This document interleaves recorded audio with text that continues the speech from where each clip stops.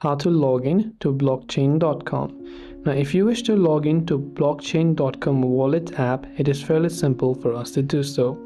All we have to do is go ahead and then first of all, make sure to launch the blockchain.com app like this. Once you do that, you will see this type of interface over here.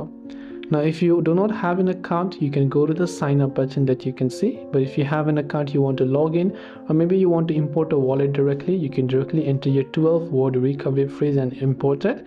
Or you can go to the login option and enter your account details manually. So enter the email address under which your blockchain.com wallet account was registered with. Then go about entering your password.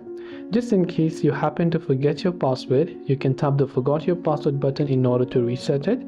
Otherwise, you can tap the login button to log in successfully. That's all it takes for us to log into our blockchain.com app. I hope that this video helped you out, and if you have any questions, feel free to leave them down below.